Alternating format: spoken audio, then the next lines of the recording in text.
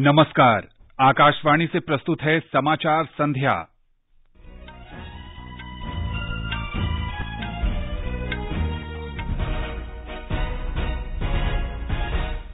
प्रधानमंत्री नरेंद्र मोदी ने कहा, भारतीय ऊर्जा क्षेत्र में विकास, उद्यमिता और रोजगार की असीम संभावनाएं हैं। गृहमंत्री अमित शाह ने तमिलनाडु में चेन्नई मेट्रो रेल परियोजना के दूसरे चरण सहित बुनियादी ढांचे की कई अन्य परियोजनाओं का उद्घाटन किया। देश में कोविड-19 से स्वस्थ होने की दर बढ़कर 93.67% हुई। सरकार ने 10 राज्यों में 320 करोड़ रुपए की 28 खाद्य प्रसंस्करण योजनाओं को मंजूरी दी और भारत ने जैश-ए-मोहम्मद के जम्मू कश्मीर में नियोजित हमले का पाकिस्तान से कड़ा विरोध दर्ज कराया।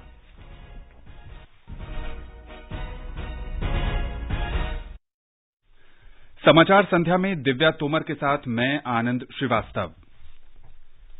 कोविड-19 महामारी के खिलाफ देश एकजुट होकर लड़ रहा है। आप भी हमारे साथ सुरक्षा और बचाव के 3 आसान एहतियाती उपायों का संकल्प लें। मास्क पहनें, 2 गज दूरी है जरूरी, सुरक्षित दूरी बनाए रखें, हाथ और मुंह साफ रखें। अब समाचार विस्तार से। प्रधानमंत्री ने कहा है कि कोरोना महामारी की वजह से विश्व के ऊर्जा क्षेत्र में व्यापक बदलाव दिखाई दे रहे हैं और इससे भारतीय ऊर्जा क्षेत्र में विकास, उद्यमिता और रोजगार के व्यापक अवसर उत्पन्न होंगे। आज गुजरात के गांधीनगर में पंडित दीनदयाल पेट्रोलियम विश्वविद्यालय के 8वें दीक्षांत समारोह को वीडियो कॉन्फ्रेंस के जरिए संबोधित करते हुए श्री मोदी ने कहा कि भारत अपने कार्बन फुटप्रिंट में 30 से 35% तक कमी करने के लक्ष्य के साथ आगे बढ़ रहा है। आज देश अपने कार्बन फुटप्रिंट की 30 से 35% तक कम करने का लक्ष्य लेकर के आगे बढ़ रहा है। दुनिया के सामने जब ये बात लेकर के मैं गया, दुनिया को अचरज था, क्या भारत ये कर सकता है? प्रयास ये है कि इस दशक में अपनी ऊर्जा जरूरतों में नेचुरल गैस की हिस्सेदारी को हम 4 गुना तक बढ़ाएंगे। देश की ऑयल रिफाइनिंग कैपेसिटी को भी आने वाले 5 सालों में करीब करीब 2 गुना करने के लिए काम किया जा रहा है। श्री मोदी ने कहा कि कोरोना काल में डिग्री हासिल करना युवा विद्यार्थियों के लिए बहुत बड़ी चुनौती है, लेकिन हमारे विद्यार्थियों की क्षमताएं और योग्यताएं इस वैश्विक चुनौती से कहीं अधिक बड़ी हैं। प्रधानमंत्री ने विद्यार्थियों से आग्रह किया कि वे अपनी जिम्मेदारी की भावना को नए अवसरों में बदलें। जीवन में वही लोग सफल होते हैं जिनके जीवन में सेंस ऑफ रिस्पांसिबिलिटी का भाव होता है। सफलता की सबसे बड़ी शुरुआत, उसकी कुंजी सेंस ऑफ रिस्पांसिबिलिटी होती है। और कभी आप देखोगे जो विफल होते हैं उनके मन में हमेशा सेंस ऑफ रिस्पांसिबिलिटी के बजाय सेंस ऑफ बर्डन के बोझ के नीचे दबे हुए, यार क्या करूं, एग्जाम आ रही है, यार क्या करूं, जल्दी जाना, हर बार बर्डन। सेंस ऑफ रिस्पांसिबिलिटी का भाव व्यक्ति के जीवन में सेंस ऑफ अपॉर्चुनिटी को भी जन्म देता है। उनके बीच में संघर्ष नहीं होना चाहिए। सेंस ऑफ रिस्पांसिबिलिटी और पर्पज ऑफ लाइफ 2 ऐसी पटरियां हैं जिन पर आपके संकल्पों की गाड़ी बहुत तेजी से दौड़ सकती है। श्री मोदी ने कहा कि दुनिया को भारत से बड़ी आशाएं तथा अपेक्षाएं हैं और ये हमारे युवा विद्यार्थियों से जुड़ी हुई हैं।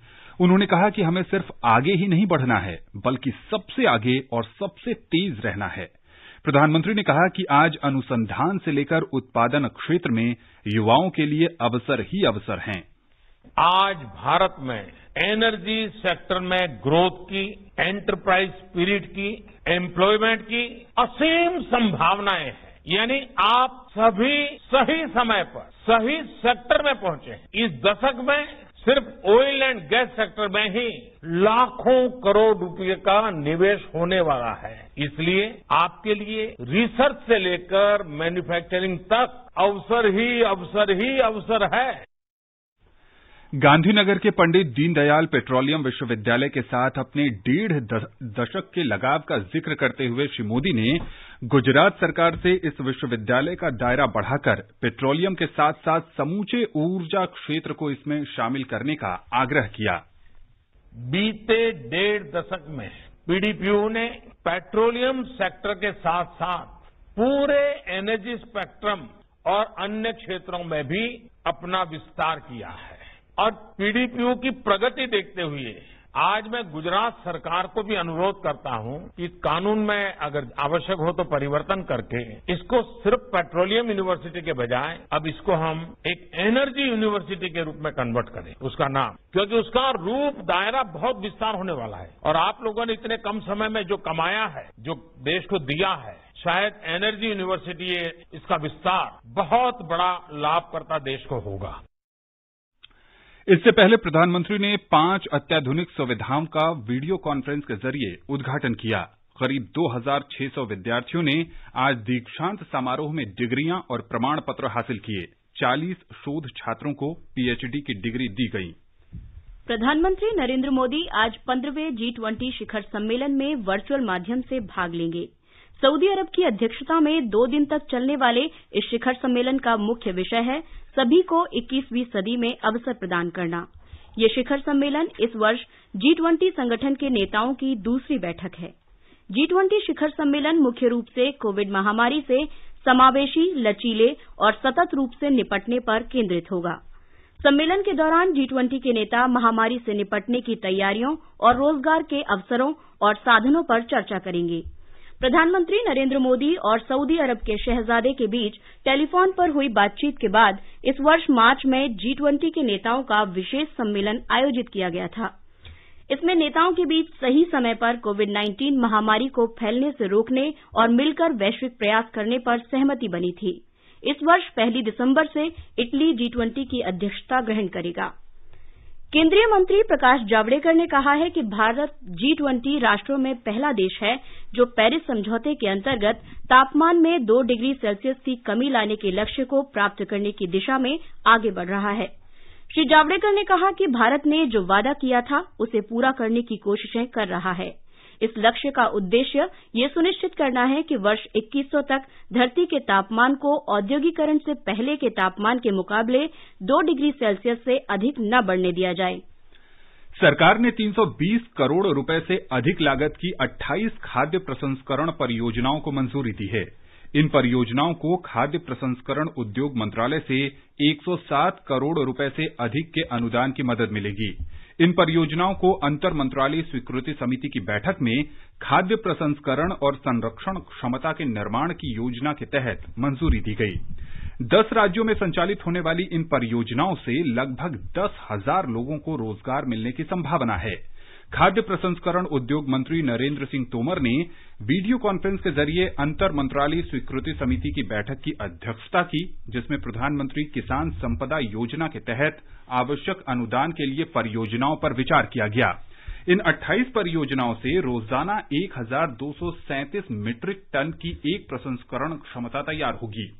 ये परियोजनाएं मध्य प्रदेश, गुजरात, उत्तर प्रदेश, महाराष्ट्र, जम्मू कश्मीर, कर्नाटक, तमिलनाडु, उत्तराखंड, असम और मणिपुर राज्यों में संचालित होंगी। बिजली, नवीन और नवीकरणीय ऊर्जा राज्य मंत्री आरके सिंह ने कहा है कि देश में नवीकरणीय ऊर्जा की विकास दर विश्व में सबसे अधिक है और समूचे विश्व ने जलवायु परिवर्तन को सीमित करने में भारत के प्रयासों को मान्यता दी है। आकाशवाणी समाचार से विशेष बातचीत में श्री सिंह ने कहा कि जीवाश्म ईंधन को हरित ऊर्जा में बदलना एक बड़ा कदम है और भारत अब इस परिवर्तन की दिशा में अग्रणी देश है। उन्होंने कहा कि भारत ने न केवल पेरिस जलवायु समझौते के तहत निर्धारित लक्ष्य प्राप्त किया है, बल्कि अब हम इससे आगे बढ़ चुके हैं। श्री सिंह ने कहा कि भारत ने पेरिस समझौते के अनुसार 175 गीगावाट नवीकरणीय ऊर्जा क्षमता की प्रतिबद्धता हासिल की है और COP21 में इस क्षमता का 40% वर्ष 2023 तक नवीकरणीय ऊर्जा से आने की प्रतिज्ञा की है। Our national determined target was that by 2030, 40% of our installed capacity will come from renewables. Renewables meaning wind, solar, hydro. Today, we are one of the fastest growing countries insofar as renewable energy capacity is concerned. If you take the renewable energy capacity which has been installed and which is under installation, it comes to about 1,90,000. Now, which is near about 60% of our total installed capacity, which is 372,000 megawatts. So we have not only achieved the goal which we had set for ourselves to be achieved by 2030.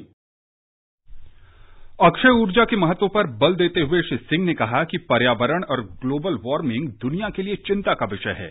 उन्होंने कहा कि भारत ने महसूस किया है कि carbon उत्सर्जन के लिए रखे गए मानदंडों पर चलते हुए ठोस प्रयास करने होंगे। उन्होंने कहा कि अक्षय ऊर्जा संपूर्ण पृथ्वी के अस्तित्व के लिए आवश्यक है और ये जीवाश्म ईंधन से उत्पन्न ऊर्जा की तुलना में किफायती है।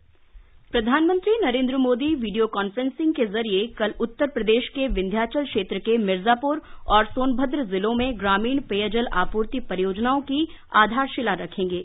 इन परियोजनाओं की कुल अनुमानित लागत 5,555 करोड़ रुपए से अधिक है। ये परियोजनाएं 24 महीनों में पूरी की जानी हैं। परियोजनाओं के तहत 2,995 गांवों के सभी ग्रामीण घरों में घरेलू नल कनेक्शन प्रदान किए जाएंगे। इससे इन जिलों की करीब 42 लाख आबादी को लाभ पहुंचेगा।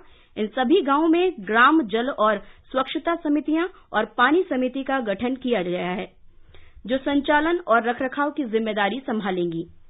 कार्यक्रम के दौरान प्रधानमंत्री ग्राम जल और स्वच्छता समिति तथा पानी समिति सदस्यों के साथ संवाद करेंगे। प्रधानमंत्री नरेंद्र मोदी सोमवार को सुबह वीडियो कॉन्फ्रेंसिंग के माध्यम से संसद सदस्यों के लिए नवनिर्मित बहुमंजिला आवासीय परिसरों का उद्घाटन करेंगे। ये फ्लैट नई दिल्ली के डॉक्टर बीडी मार्ग में स्थित हैं। ये 76 फ्लैट 80 वर्ष से अधिक पुराने 8 बंगलों के स्थान पर बनाए गए हैं। कोविड के प्रभाव के बावजूद इन्हें स्वीकृति की गई लागत से लगभग 14% की बचत और सही समय पर बना लिया गया। इस परिसर के निर्माण में ग्रीन बिल्डिंग पहल को भी शामिल किया गया है। इसमें फ्लाई ऐश और निर्माण की पुरानी सामग्री, थर्मल इंसुलेशन और ऊर्जा दक्षता का प्रयोग किया गया है। ये फ्लैट ऊर्जा कुशलता वाले एलईडी प्रकाश की फिटिंग, कम बिजली खपत, वर्षा जल संचयन प्रणाली और छत पर सौर ऊर्जा संयंत्र के लिए वीआरबी प्रणाली के अन्य सामग्री से निर्मित किए गए हैं। उद्घाटन अवसर पर लोकसभा अध्यक्ष ओम बिड़ला भी उपस्थित रहेंगे। ये समाचार आकाशवाणी से प्रसारित किए जा रहे हैं। ताजा समाचार जानने के लिए आप हमारे Twitter handle @AIR News Hindi को फॉलो कर सकते हैं। सामान पैक कर दिया है, अपना ख्याल रखिएगा। और आप यहाँ परिवार का माँ को अस्पताल लेके जाना है। और पैसे? अरे मैं ही तो जा रहा हूँ शहर। माँ का आयुष्मान भारत कार्ड तो यहीं छोड़े जा रहा हूँ ना। तो इससे यहाँ भी मुफ्त इलाज मिलेगा? हमारी ऐसी ही जरूरतों को समझकर प्रधानमंत्री जी ने कहा है। आयुष्मान भारत योजना के साथ एक बहुत बड़ी विशेषता पोर्टेबिलिटी की सुविधा भी है। पोर्टेबिलिटी ने देश को एकता के रंग में रंगने में भी मदद की है। यानी बिहार का कोई गरीब अगर चाहे तो उसे कर्नाटका में भी वही सुविधा मिलेगी जो उसे अपने राज्य में मिलती है। भारत सरकार की आयुष्मान भारत पीएम जय योजना दे रही है देश के 50 करोड़ से अधिक लोगों को प्रति वर्ष रुपए 5 लाख तक का मुफ्त इलाज। योजना के तहत लाभार्थियों के लिए कोविड-19 की जांच और इलाज मुफ्त है। 14555 पर कॉल कर योजना में अपना नाम जानिए और ई कार्ड बनवाने के लिए नजदीकी सीएससी केंद्र या सूचीबद्ध सरकारी या प्राइवेट अस्पताल जाएं। आयुष्मान भारत की छांव शहर हो या गांव। ये आकाशवाणी है। आगे बढ़ने से पहले मुख्य समाचारों पर एक नजर। प्रधानमंत्री नरेंद्र मोदी ने कहा, भारतीय ऊर्जा क्षेत्र में विकास, उद्यमिता और रोजगार की असीम संभावनाएं हैं।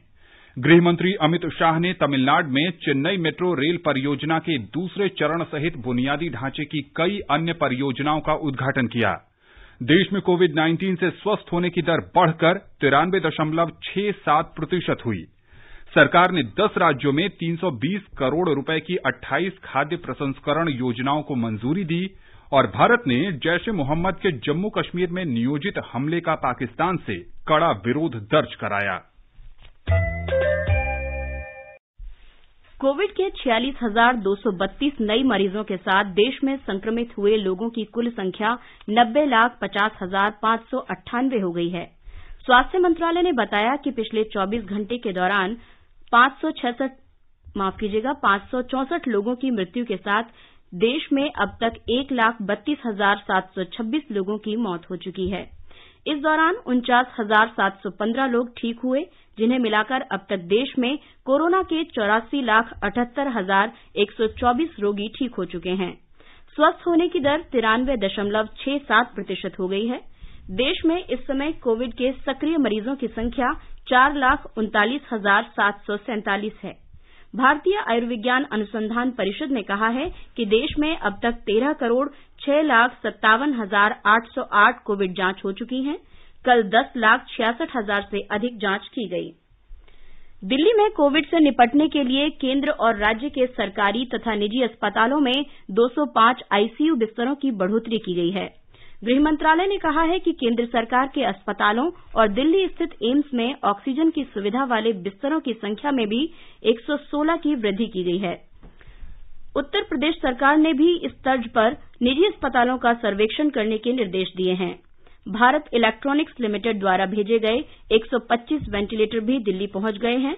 इस बीच भारतीय आयुर्विज्ञान अनुसंधान परिषद आईसीएमआर ने गृहमंत्री के निर्देश के बाद आरटी-पीसीआर परीक्षण की दैनिक क्षमता भी 27,000 से बढ़ाकर 37,200 प्रतिदिन कर दी है। गुजरात में कोविड संक्रमण के मामले तेजी से बढ़ने के कारण 3 सदस्यीय केंद्रीय दल ने आज अहमदाबाद और वडोदरा जाकर स्थिति की समीक्षा की। राष्ट्रीय रोग नियंत्रण केंद्र के निदेशक डॉक्टर एसके सिंह की अध्यक्षता वाले इस दल ने अहमदाबाद के एसवीपी अस्पताल का दौरा करके वहां के कोविड वार्डों में चिकित्सकों और मरीजों से बातचीत की। केंद्रीय दल ने मरीजों के समय से इलाज और बाद की देखभाल से जुड़े मामलों के प्रभावी कार्यान्वयन के लिए राज्य के स्वास्थ्य अधिकारियों को भी आवश्यक मार्गदर्शन दिया। दल ने संक्रमण की रोकथाम के लिए निगरानी, जांच और संक्रमित मरीजों के बेहतर इलाज के लिए भी अपने सुझाव दिए। डॉक्टर सिंह ने अपनी यात्रा के बारे में मीडिया को जानकारी दी। जिस स्थिति से हम सब लोग गुजर रहे हैं, न केवल गुजरात में बल्कि दिल्ली में और पूरे भारतवर्ष में, उस स्थिति का एक हमको रियलिस्टिक अवलोकन करने की जरूरत है और उसके आधार पर अधिकारियों के बीच में परस्पर चर्चा होगी कि हमारी कौन सी चीजें किस जगह पे और सुदृढ़ करने की आवश्यकता है। गुजरात में कोविड संक्रमण को सीमित करने के उपायों में मदद के लिए उच्च स्तरीय दल को वहां भेजा गया है। इस बीच अहमदाबाद शहर में संक्रमण को नियंत्रित करने के उद्देश्य से कल रात 9 बजे से कर्फ्यू लगा दिया गया है, जो सोमवार सुबह 6 बजे तक लागू रहेगा। राज्य के सूरत, वडोदरा और राजकोट में आज से रात्रि कर्फ्यू लागू किया जा रहा है। ये रात 9 बजे से सुबह 6 बजे तक प्रभावी रहेगा। मध्य प्रदेश में कोरोना वायरस के प्रसार को नियंत्रित करने के लिए राज्य के सबसे अधिक प्रभावित शहरों में आज से नए दिशा निर्देश लागू किए जा रहे हैं। सामान्य गतिविधियां दोबारा शुरू करने के महीनों बाद भोपाल और इंदौर सहित 5 शहरों में रात्रि कर्फ्यू लगाया जा रहा है। ग्वालियर, विदिशा और रतलाम में भी रात्रि कर्फ्यू लगाया जा रहा है। भोपाल में आज रात 8 बजे सभी बाजार बंद रहेंगे। सभी व्यापारी संगठनों ने प्रशासनिक कदमों का समर्थन के लिए आम सहमति से यह निर्णय लिया है। मध्य प्रदेश में पिछले कुछ दिनों में कोविड मरीजों की संख्या में अचानक वृद्धि दर्ज की गई। मध्य प्रदेश में आज कोरोना से संक्रमित कुल 1700 नए मरीज सामने आए हैं, जबकि 899 रोगियों को स्वस्थ होने के बाद अस्पतालों से छुट्टी दे दी गई है। महाराष्ट्र में 9वीं से 12वीं तक की कक्षाएं फिर से खोलने के लिए तैयारियां कर ली गई हैं, लेकिन पुणे और औरंगाबाद में नगर निगमों ने स्कूल अभी बंद रखने का फैसला किया है। इससे एक दिन पहले बृहन मुंबई नगर निगम ने भी 31 दिसंबर तक स्कूल बंद रखने का फैसला किया है। एक रिपोर्ट। महाराष्ट्र में कुछ दिन पहले कोविड-19 महामारी की स्थिति में काफी हद तक सुधार होने के बावजूद दिवाली के बाद कुछ शहरों में फिर से स्थिति चिंताजनक हो रही है। इसी के कारण पुणे, औरंगाबाद जैसे शहरों ने 23 नवंबर से स्कूल फिर से शुरू करने के निर्णय के बारे में पुनर्विचार किया है। पुणे के महापौर मुरलीधर मोहोल ने कहा कि शहर प्रशासन ने 23 नवंबर से स्कूल शुरू करने के लिए सभी इंतजाम किए थे। हालांकि पिछले कुछ दिनों से शहर में कोविड मरीजों की संख्या में हो रही वृद्धि, केंद्रीय टीम ने दी हुई दूसरी लहर आने की चेतावनी और स्कूली बच्चों के अभिभावकों ने बच्चों को स्कूल भेजने के लिए लिखित अनुमति देने में दिखाई हुई उदासी के चलते पुणे महानगर निगम ने स्कूल 13 दिसंबर तक बंद रखने का निर्णय लिया है। इसी तरह औरंगाबाद महानगर निगम ने भी 3 जनवरी 2021 तक स्कूल न खोलने का निर्णय लिया है। हालांकि 20 दिसंबर को स्थिति का ब्यौरा लेकर निर्णय लिया जाएगा। स्कूल शिक्षकों के लिए अनिवार्य कोरोना टेस्ट जारी है और कुछ शिक्षक कोरोना पॉजिटिव पाए जाने के बाद प्रशासन की चिंता बढ़ गई है। दूसरी तरफ औरंगाबाद के ग्रामीण इलाकों के स्कूल 23 नवंबर को चरणबद्ध तरीके से शुरू किए जाएंगे। शैलेश पाटिल, आकाशवाणी समाचार, मुंबई। ओडिशा विधानसभा में आज राज्य सरकार द्वारा हजारों स्कूलों को बंद करने के फैसले को लेकर काफी शोर शराबा हुआ। सत्र के दूसरे दिन भी आज इस विषय पर कई बार कार्यवाही स्थगित करनी पड़ी। विपक्षी भारतीय जनता पार्टी और कांग्रेस के सदस्यों ने राज्य के 14,000 से अधिक स्कूलों को बंद करने के राज्य सरकार के फैसले को तत्काल वापस लेने की मांग की। कर्नाटक सरकार अगले वर्ष जनवरी से राज्य के सभी सरकारी अस्पतालों में मुफ्त चिकित्सा जांच शुरू करेगी। कोविड के टीके उपलब्ध होने पर सभी जिलों में एक साथ वितरित किया जाएंगे। टीकों को संग्रहित करने की सुविधा पहले ही बनाई जा चुकी है। राज्य के स्वास्थ्य और चिकित्सा शिक्षा मंत्री डॉक्टर के सुधाकर ने आज बेलगावी में कहा कि जिला अस्पतालों में मुफ्त में चिकित्सा परीक्षण देने के लिए सभी सुविधाएं उपलब्ध होंगी। आकाशवाणी का समाचार सेवा प्रभाग आज अपने फोन इन कार्यक्रम में कोविड पर विशेष परिचर्चा प्रसारित करेगा। नई दिल्ली स्थित सफदरजंग अस्पताल में डॉक्टर नितेश इस चर्चा में भाग लेंगे। ये कार्यक्रम आज रात 9:30 बजे से FM गोल्ड और अतिरिक्त मीटरों पर सुना जा सकता है। श्रोता हमारे टोल फ्री नंबर 1800-115767 और लैंडलाइन नंबर 011-2331-4444 पर फोन करके विशेषज्ञ से सवाल पूछ सकते हैं। Twitter handle @AIR news alerts पर #AskAIR के जरिए भी सवाल पूछे जा सकते हैं। ये समाचार हमारी वेबसाइट newsonair.com/hindi और हमारे mobile app news on AIR पर भी उपलब्ध हैं। चलो मिलकर एक शुरुआत करें, चलो एक फैसला आज करें, मास्क नहीं तो टोकेंगे, कोरोना को रोकेंगे, चलो एक इरादा करते हैं, चलो कुछ वादा करते हैं, मास्क नहीं तो टोकेंगे, कोरोना को रोकेंगे। समाचार संध्या में आपका फिर स्वागत है। गृहमंत्री अमित शाह ने कहा है कि केंद्र सरकार प्रधानमंत्री नरेंद्र मोदी के नेतृत्व में कोविड महामारी से प्रभावशाली तरीके से निपट रही है। उन्होंने आज शाम चेन्नई में तमिलनाडु में 68,000 करोड़ रुपए की विभिन्न बुनियादी ढांचा परियोजनाओं सहित चेन्नई मेट्रो के दूसरे चरण का शुभारंभ किया। श्री शाह ने महामारी की स्थिति को संभालने के राज्य के ट्रैक रिकॉर्ड की सराहना करते हुए कहा कि ये सरकार की प्राथमिकता है और तमिलनाडु अब 97% स्वस्थ होने की दर के साथ सभी राज्यों से आगे है। पूरा देश और दुनिया कोविड-19 के प्रकोप से लड़ाई कर रहा है। पूरे देश ने सफलतापूर्वक ये महामारी का सामना किया है और आंकड़ों को देखें तो पूरी दुनिया में भारत विकसित देशों से भी बहुत अच्छे तरीके से कोविड-19 का सामना कर पाया है। इसका मुख्य कारण है दुनिया भर के अंदर कोविड-19 के खिलाफ सरकारें लड़ती थी, सरकारी मशीनरी लड़ती थी। यहाँ पर केंद्र सरकार लड़ती थी, राज्य सरकार लड़ती थी और सबसे बड़ी बात 130 करोड़ की जनता कोविड-19 के सामने एकजुट होकर लड़ती थी। श्री शाह ने कहा कि भाजपा विभिन्न राज्यों में हुए चुनावों में वंशवाद की राजनीति को उखाड़ रही है। उन्होंने आशा व्यक्त की कि तमिलनाडु में भी इसी प्रकार का प्रदर्शन दोहराया जाएगा। उनका ये वक्तव्य राज्य में लगभग 6 महीने बाद होने वाले विधानसभा चुनावों से पहले आया है। श्री शाह ने कांग्रेस और डीएमके से सवाल किया कि यूपीए सरकार के शासन में हुए 2G घोटाले जैसे मुद्दों पर बात करने के लिए उनके पास क्या नैतिकता है। उन्होंने कहा कि भ्रष्टाचार की बात करने से पहले विपक्ष अपने आप पर नजर डाले।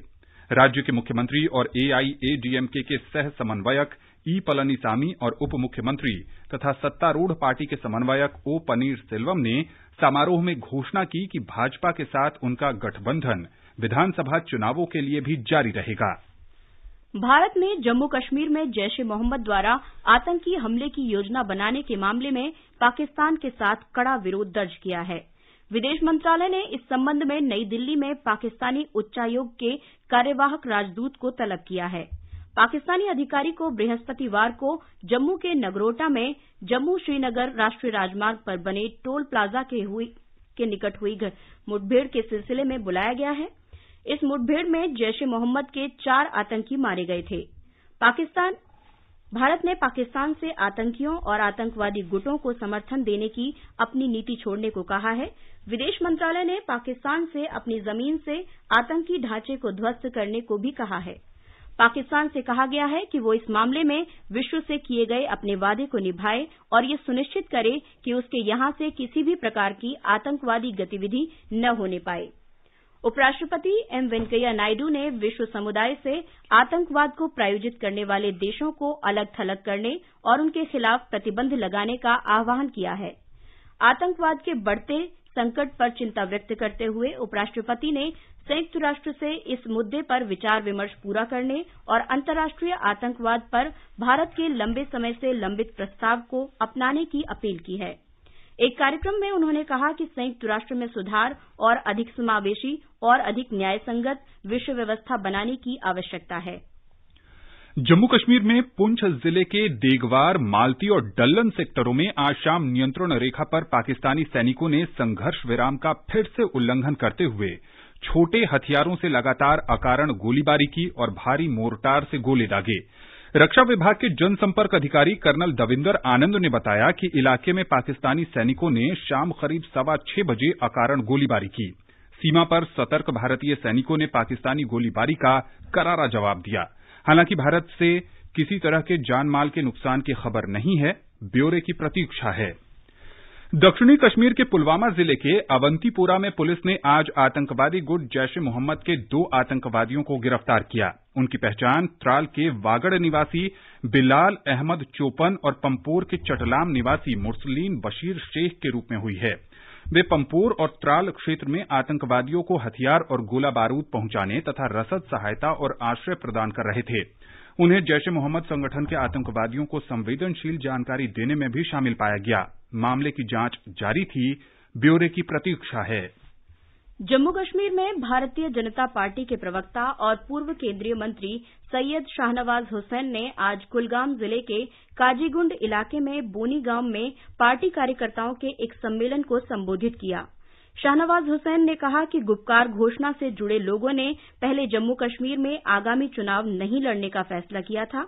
उन्होंने कहा कि जब उन्होंने आम लोगों को इन चुनावों में भाग लेते देखा तो वे गुपकार घोषणा नामक गठबंधन के साथ आए, जो जम्मू कश्मीर में वंशवाद और विनाशकारी राजनीति के लिए मृत्यु घोषणा साबित होगा और जनता उन्हें आने वाले चुनावों में सबक सिखाएगी। शाहनवाज हुसैन ने यह भी कहा कि जिला विकास परिषद चुनाव कराने के पीछे मकसद ये है कि राजनीतिक प्रक्रिया में लोगों की भागीदारी होनी चाहिए।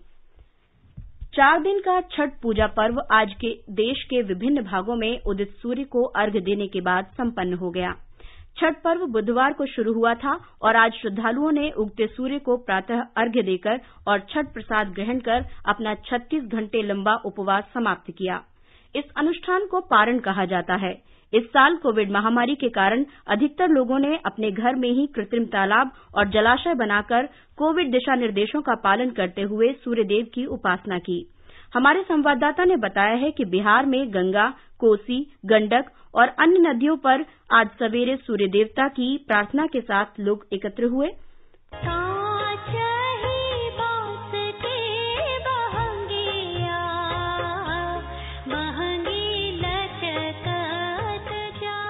बड़ी संख्या में छठ व्रतियों और श्रद्धालुओं ने कोसी, गंडक, बागमती, महानंदा, घाघरा और अन्य नदियों के किनारे छठ घाटों पर उदीयमान सूर्य को अर्घ्य अर्पित किया। औरंगाबाद, रोहतास, पटना, भोजपुर, नवादा, नालंदा, नवादा जिले के सूर्य मंदिरों तथा पौराणिक महत्व के कुछ अन्य स्थानों पर श्रद्धालुओं ने छठ पर्व के अंतिम दिन विशेष पूजा अर्चना की। इधर अर्घ्य अर्पित करने के लिए भारत नेपाल सीमा पर वाल्मीकि नगर गंडक बराज के पास सीमा के दोनों ओर से सुबह से ही छठ व्रतियों का तांता लगा रहा। कोविड-19 को लेकर राज्य के सार्वजनिक छठ घाटों पर इस बार श्रद्धालुओं की संख्या में कुछ कमी देखी गई। सावधानी बरतते हुए बड़ी संख्या में लोगों ने कृत्रिम जलकुंड बनाकर अपने घरों की छतों पर ही छठ व्रत किया। धर्मेंद्र कुमार राय, आकाशवाणी समाचार, पटना।